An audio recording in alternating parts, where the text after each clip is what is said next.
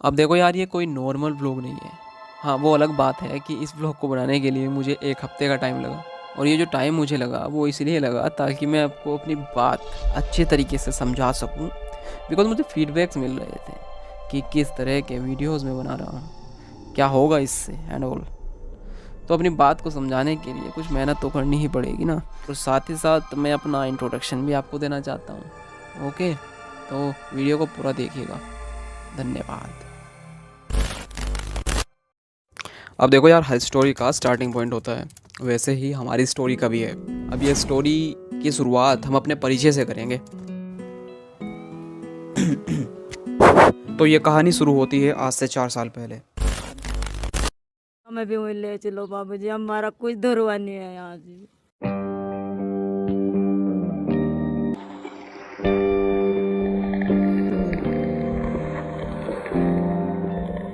3 घंटे पूरा तांडव रहा मकान में, भूस में घुस गया मैं अंदर ही। इतनी दहशत दिल में फैल गई। तो ये वाला इंसिडेंट हुआ था सब्बीरपुर में 2017 में, जब मैं 11th में था। शायद क्या, हाँ 11th में ही था मैं। और यहाँ से भर कर आई थी भीम आर्मी।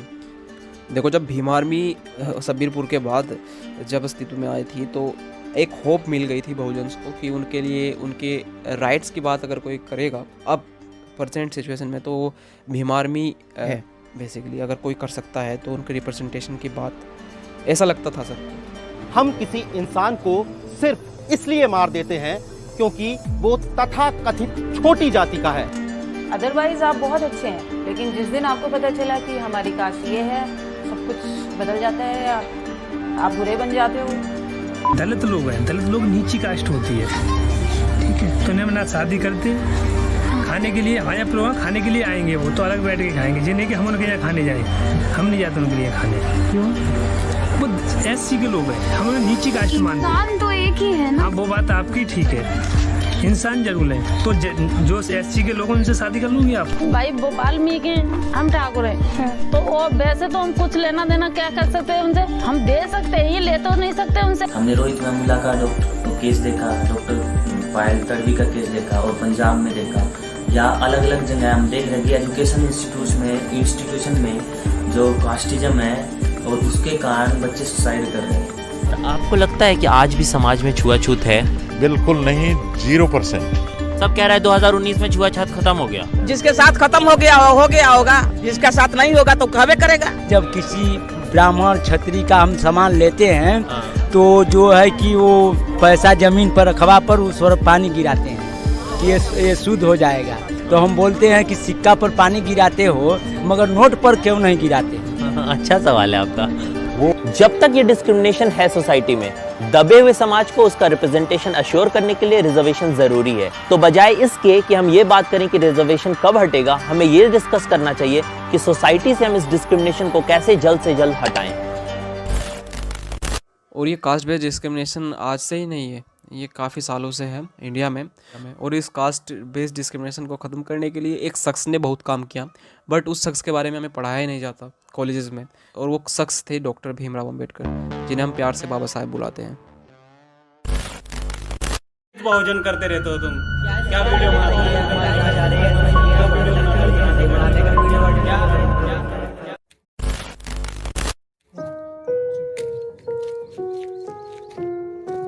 वैसे अभी टाइम सुबह के 6:30 बजे हैं, और हम जा रहे हैं वॉक पर, मतलब टहलने।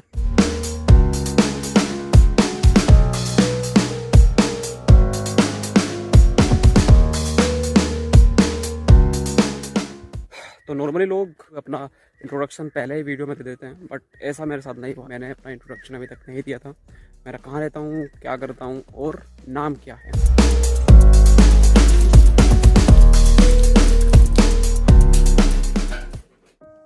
अब देखो यार, हमारा नाम है सनम। ये जो हंसते हुए दिख रहे हैं, ये हम ही हैं।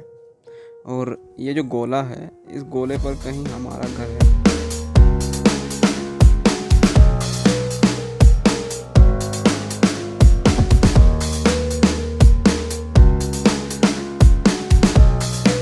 तो ये है हमारा गांव, और इस गांव का नाम है आसफगढ़।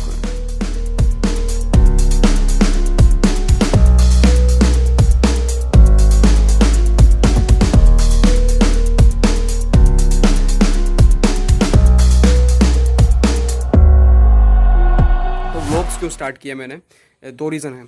एक तो मुझे शौक़ है या मेरी हॉबी समझ लो, अच्छी मोमेंट्स को कैप्चर करना, और दूसरा है वो आगे बताऊंगा।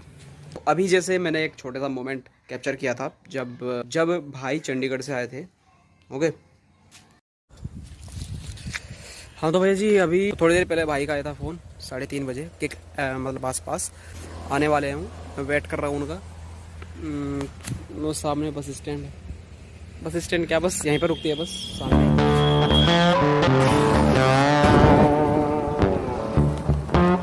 आ गई है फाइनली, मेरे लिए कुछ आया है हमारे लिए भाई का।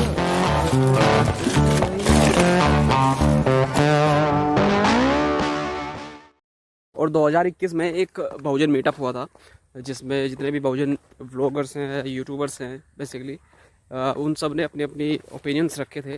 तो तब अंजुल भमरोलिया ने भी अपने ओपिनियंस रखे थे अबाउट मतलब बहुजन व्लॉगिंग के बारे में, कि आखिर बहुजन व्लॉगिंग का क्या फ्यूचर होने वाला है और कितना इम्पोर्टेंट है बहुजन व्लॉगिंग।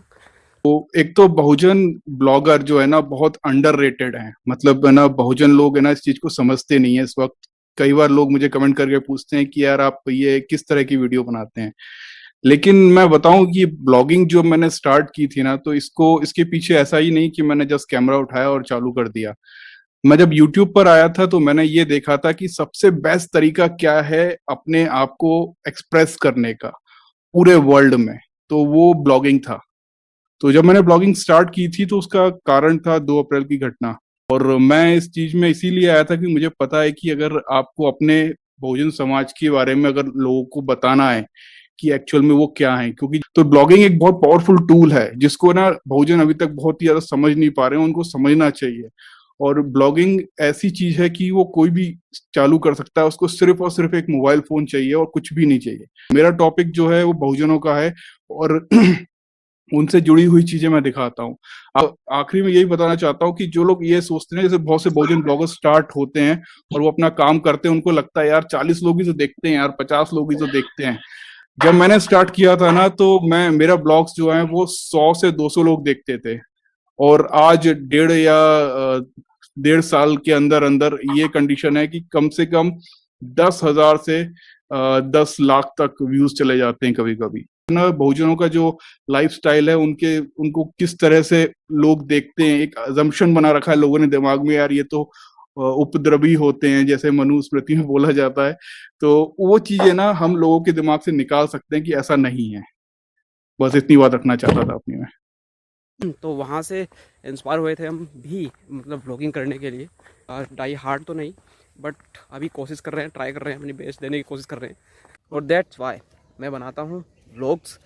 मेरे एक फ्रेंड ने भी बोला मुझे कि तेरी वीडियोस में क्यों देखूँ, मतलब कुछ इंटरेस्टिंग टॉपिक पर तो वीडियो नहीं बनाता। तो मैं कैसे उसे समझाऊँ यार, ये इंटरेस्टिंग टॉपिक तो है बट हम इसमें इंटरेस्ट नहीं लेना चाहते, इस टॉपिक में इंटरेस्ट नहीं लेना चाहते बिकॉज ऑफ सच कड़वा होता है।